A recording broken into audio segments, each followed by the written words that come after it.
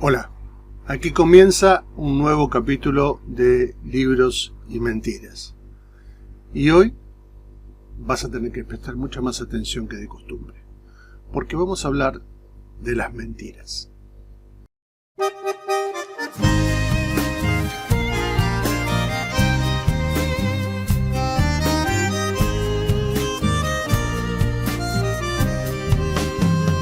Hay que decir ahora que los zánganos duermen, que nadie dice nada, que sin modo aparente. Bienvenidos a un nuevo capítulo de Libros y Mentiras, un capítulo que se las trae. Vamos a empezar a hablar de cosas que molestan, ¿no? Pero vamos a hacer un poquito de memoria, vamos a hablar de las mentiras. En este mundo literario y mediático, cada vez hay más mentiras dando vueltas, cada vez hay más mentiras que nos quieren hacer creer que no lo son. Entonces es hora de que hagamos un poquito de historia, ¿no? Algunos ejemplos que yo te traigo hoy. Vamos hasta el año 1997. En el año 1997 gana en Buenos Aires el premio Planeta un afamadísimo escritor, Ricardo Piglia, con su obra Plata Quemada. Este libro que después se llevó exitosamente al cine, una buena obra, ¿sí? Indiscutiblemente una buena obra. Pero sucede que a los pocos meses de este premio recibe Editorial Planeta y el propio autor una demanda judicial. Una demanda judicial porque, en la cual, mejor dicho, se le reclama a la editorial que ha mediado en la entrega del premio a Ricardo Piglia de una manera deshonesta. Es decir, ¿qué pasó aquí? En el año 94, no me anticipo, el fallo finalmente, el fallo de la justicia fue resarcir, que este episodio iba en detrimento de otro autor, que también había sido finalista del premio. Entonces la justicia lo que determina es que condena a Ricardo Piglia y a la Editorial Planeta a una indemnización de en ese momento $30.000, $30.000 o $40.000, algo así, para el autor finalista que no pudo acceder al premio por esta maniobra de la editorial. ¿En qué consistió esta maniobra? En el año 94, es decir, un poco más de 3 años antes del premio, Ricardo Piglia presenta una obra a Planeta, por la cual Planeta le contrata con un cheque de $50.000. Él publica la obra y resulta que la obra termina siendo un muy mal negocio. La editorial no recauda lo que esperaba con esa novela.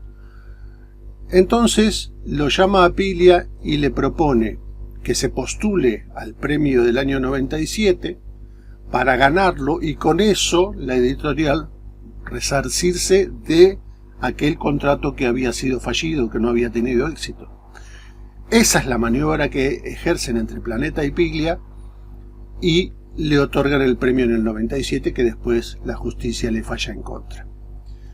O sea que tenemos una historia que te estoy hablando de hace 30 años.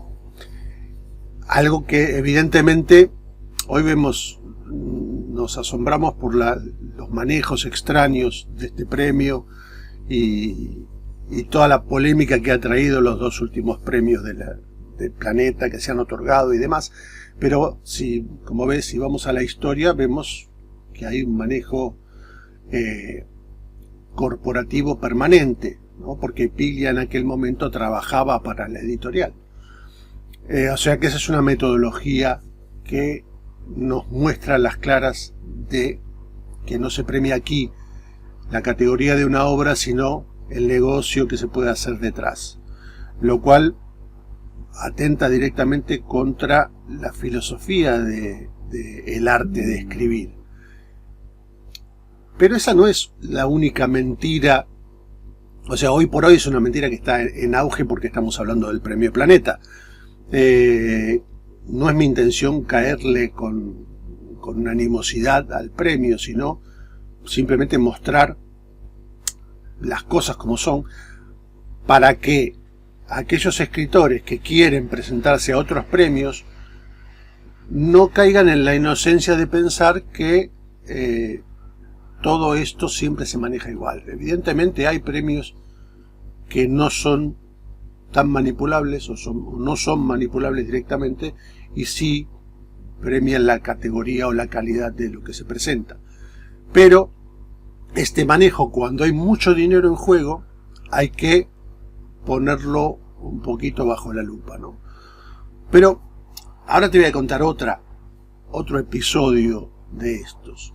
Ahora me voy a exactamente el año 1958. En el año 1958, perdón, en el 59 fallece un autor húngaro llamado Ralph Beg. Este autor húngaro, prácticamente desconocido,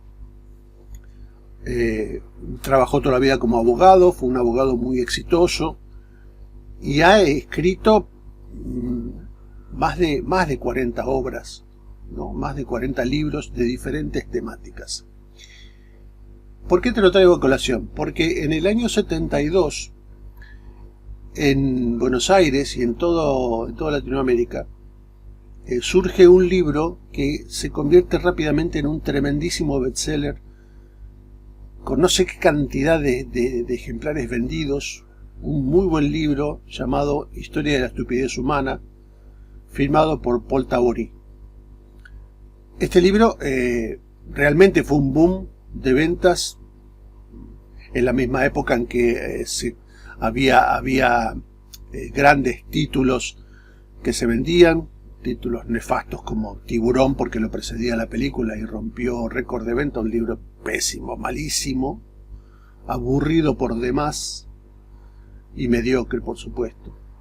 Y otros libros como, por ejemplo, El Milagro de los Andes, que en el 75, por el episodio conocido de la tragedia, se convirtió en un boom de ventas. Bueno, esa era una época gloriosa de venta de libros, porque claro, como no existía internet y no existía lo mediático, la gente que quería leer historias tenía al libro como la cabecera de la cultura y de la información.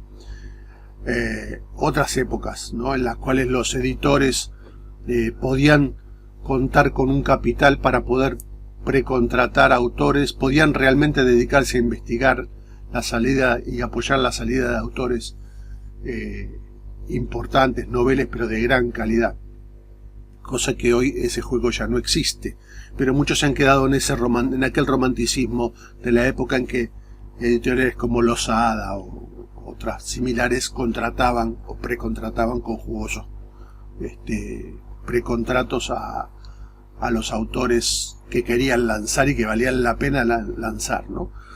Pero bueno, en esa época, año 72, sale este libro, Historia de la estupidez humana, rompe récord. Un libro muy bueno, que si lo tienes por ahí o si lo ves por ahí, te lo recomiendo realmente. Y yo fui uno de los que compró ese libro en su momento. Yo era muy chico y me encantó y adopté muchos de esos, aprendí mucho con ese libro. Como yo, muchísimas personas que lo tomaron como libro de cabecera. Pasaron los años, 50 nada menos, y nos enteramos, hace unos años, o hace muy poco, que la obra de Ralph Beg en el año 56, entre el 56 y el 58, escribe un tratado de 3 libros que exactamente hablaban de la estupidez humana. Creo que el tercer libro, o sea, una totalidad de más de 1200 páginas tenía la obra completa. Maravillosa obra, prácticamente inconseguible. Y ese libro, después nos damos cuenta que en el 72 cuando sale Historia de la Estupidez Humana, qué casualidad que sale la primera edición en el año 59, el mismo año en el que muere Rasbej, ¿sí? Y nos encontramos con que el libro de Paul Tabori es un plagio prácticamente exacto, copiado prácticamente exacto de la obra de Rasbej. Por lo tanto, la Historia de la Estupidez Humana, ese gran bestseller, fue un fiasco robado y traducido de un autor a otro. Cierto es que en la bibliografía de la Historia de la Estupidez Humana, Paul Tabori menciona como bibliografía a Rasbej. Pero si vas a chequear la mayoría de los capítulos, son prácticamente calcados de aquellos libros del escritor húngaro. Esa es otra de las grandes mentiras que la verdad que a uno la desilusión cuando un artista es capaz de desilusionar al público, nos demuestra de que nunca ha sido artista. Nos demuestra de que la falta de respeto es mucho más grave, porque un artista tiene la obligación de cuidar la ilusión del público, de cuidar esa inocencia creativa, porque en definitiva toda expresión artística es un cuidado del alma del otro. Entonces si vamos a manipular lo artístico en nombre del negocio de esta manera deshonesta, nos estamos cargando toda una cultura. Y estas son mentiras graves, que más allá de lo anecdótico, o de, hablando mal y pronto, del puterío de pasillo, ¿no? La verdad es que joden. La verdad es esa.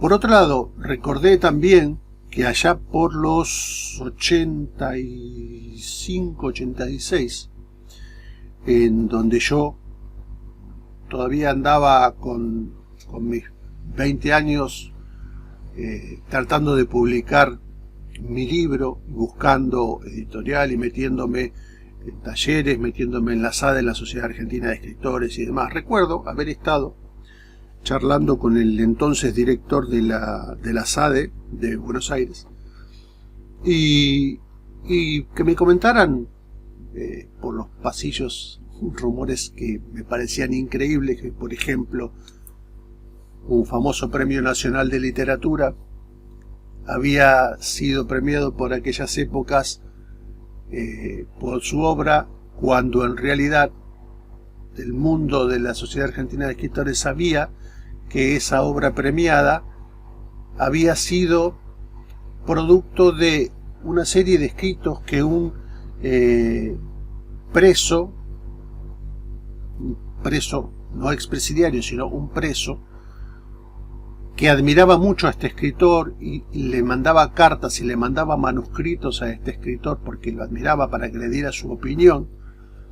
Sucede que ese escritor tomó todos esos manuscritos del preso y los utilizó para crear esta obra que después fue Premio Nacional de Literatura. Desconozco si después el preso se enteró o no se enteró, si el preso salió de prisión en algún momento o no, pero la cuestión es que eso, más que una mentira, es una grandísima estafa. Que no es que el preso fuera contratado como negro para escribir para ese escritor, sino que deliberadamente fue robado, ¿no? Porque evidentemente, total, estaba preso o no iba a salir o no se iba a enterar. La cuestión es que esas cosas se comentaban en los pasillos de la SADE, de la Sociedad Argentina de Escritores, por aquellos días, y yo imagino que tantísimas otras anécdotas como esta suceden por ahí, como por ejemplo que acaban de salir, por ejemplo, las memorias del rey emérito Juan Carlos aquí en España, y estoy prácticamente seguro de que ha tenido un negro que ha escrito para él. No creo que él se pusiera a escribir de puño y letra estas memorias, sino que seguramente ha contratado a alguien para que se las escribiera y él se ha sentado a relatárselas en el mejor de los casos. Esta práctica, si bien es una práctica que da trabajo a escritores en negro, digamos, me parece bastante indigna de parte del que firma la publicación del libro y asume la autoría de algo que realmente no es autor, o no se ha tomado el trabajo de ser autor. Que podrá tener el contenido, la experiencia, la idea y las anécdotas, pero no se ha sentado a escribirlas. Por lo tanto, su condición de presentarlo como escritor me parece no respetable, ¿no? Como esto, tantísimos libros de gente famosa. Es una práctica muy común. Pero bueno, ¿a qué voy con este capítulo para hablar de las mentiras? Como esto se llama Libros y Mentiras, me importa romper con ciertas cosas en este, llamémosle podcast, programa o como le quiera llamar, en este espacio. Que este espacio sirva para reacomodar un poquito ciertos conceptos que están equivocados en este mundillo. Que sirva para reflexionar, que sirva para corregir cosas que históricamente han estado mal, ¿no? Y que te sirva para revalorizar tu condición de escritor, porque como escritor novelo o escritor de cierta trayectoria que seas y que estés del otro lado, es bueno y es hora de que tengas el espacio para que te conozcan, para que conozcan tu obra lo más masivamente posible, ¿no? Y no que este espacio se lo lleven otros arribistas que por el simple hecho de pagar, y pagar fuerte por tener un libro, lo puedan hacer, o lo pueden hacer porque tienen un nombre en los medios, una cierta fama de otras cosas. Es injusto. Entonces, que este espacio sirva para que hablemos de estas mentiras y que también, como vas a ir viendo con el correr de las emisiones, que yo pueda presentarte a escritores no conocidos tan masivamente para que empiecen a tener un espacio digno de ser compartido, un espacio en donde descubramos nuevas cabezas, ¿no? Nuevos productos intelectuales de buen valor. Para todo tipo de públicos, no estoy hablando de vamos a conocer a los grandes eruditos académicos, no. Vamos a conocer a esos, vamos a conocer a grandes pensadores, que los hay por ahí en las sombras. Vamos a conocer a gente que se dedica a escribir para entretener también, pero que lo hace bien, ¿no? Y es hora de que esto se haga, porque, a ver, los pocos programas culturales que hay, pseudoculturales que hay, o que hablan sobre libros, aquí en España, por ejemplo, están a horarios ridículos. Hay programas que emiten los domingos a las 9 de la mañana, en la madrugada del domingo a las 5 de la mañana en radio, como si eso fuera algo prohibido, como si hablar de libros y hablar de escritores, de autores y de toda la movida creativa es algo que molesta y hay que ponerlo en horarios para rellenar espacios y no tengan un prime time, no tengan un lugar de preponderancia, cuando yo creo que somos muchos millones de personas los que nos interesamos por conocer nuevos autores, nuevas propuestas, nuevos escritores, nuevos creadores, y no se nos da la oportunidad, porque los medios no sé en qué están pensando, no sé para quién quieren trabajar, pero evidentemente pretenden trabajar para vender no sé qué, ni a quién. Y acá no es una cuestión ni generacional ni nada, porque estadísticamente sabemos que España se ha convertido en uno de los países con más lectores y más lectores jóvenes, ¿sí? Entre 18 y 25 años son los que más están comprando libros y más están leyendo. No importa qué, si leen cómics, si leen lo que sea, pero son los que están alimentando a las librerías y a las editoriales. ¿Tá? Entonces, evidentemente que les interesa, pero si no usamos los espacios importantes para hablar de estas cosas, para hacer productos audiovisuales que vayan para este lado, no es que eso es aburrido o eso no lo va a consumir nadie, señores productores. No es eso. Están errando. Porque ustedes saben muy bien que se convierte en comercial aquello que ustedes quieran. Aquello a lo cual ustedes le quieran apostar, lo van a convertir cuando quieran y donde quieran en un bestseller o en un programa líder en espacio prime time. Lo que ustedes quieran es como la varita mágica. Un productor que quiere hacer famoso algo o alguien lo hace y lo consigue sin ningún problema, ¿sí? O moviendo 3 o 4 fichas. No lo quieren hacer. ¿Por qué? No lo entiendo. ¿Cuál es el miedo a que elevemos el nivel cultural de la gente? No lo entiendo. No sé si hay un mandato político, si hay una filosofía del facilismo o qué es lo que hay detrás. No me voy a poner en esa paranoia, pero creo que es hora de que repensemos esto y nosotros, los consumidores de esos espacios, empecemos a imponer lo que queremos y no a quedarnos calladitos a ver y diciendo qué porquería la televisión, cuando nadie es capaz de abrir la boca para decir no queremos esto, queremos otra cosa, queremos algo mejor, ¿sí? Entonces es hora. Es nuestra responsabilidad como oyentes, como televidentes y como consumistas de cuestiones culturales, es nuestra obligación demandar lo que queremos.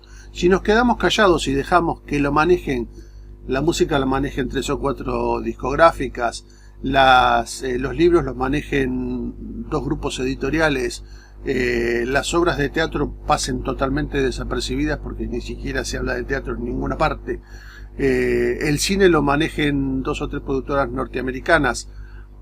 Si dejamos eso, como lo hemos venido dejando, estamos asesinando una cultura completa, sobre todo de habla hispana.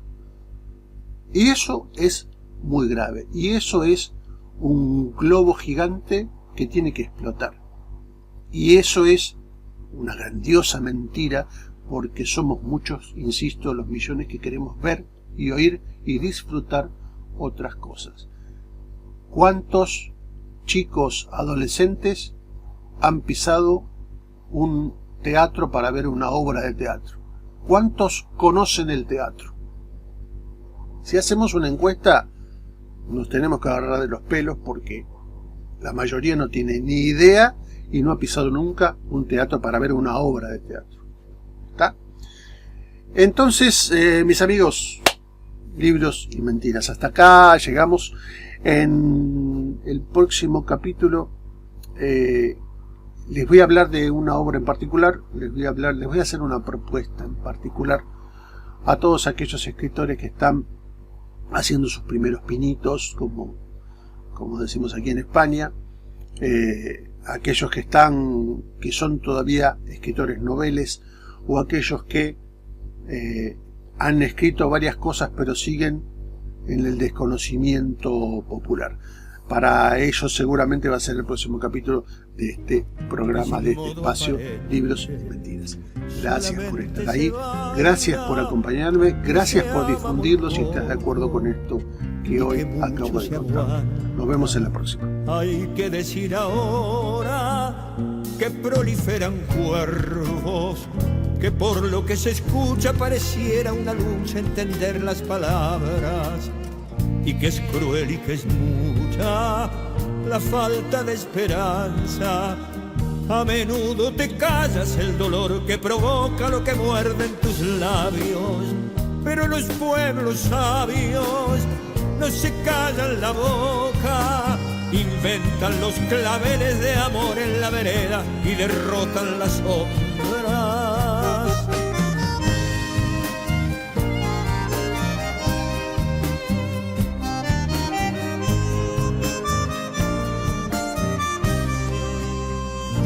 habrá que hacer ahora mucho más de la cuenta para salvar la afrenta que aplaude lo ignorante. Esta desnutrición de todas nuestras cosas, esta rosa sangrante. Hay que decir ahora que nos equivocamos en todo, en cada cosa que entregamos a ciegas. Vuelve a mirar tus huesos y a no vender tu vida por el pan del invierno. Hay que decir ahora, hay que decir ahora que perdimos los ojos, que somos los despojos de una burda bailanta, que oímos versos mudos y la pasión no canta. Hay que decirlo ahora para que haya mañana. Hay que decirlo ahora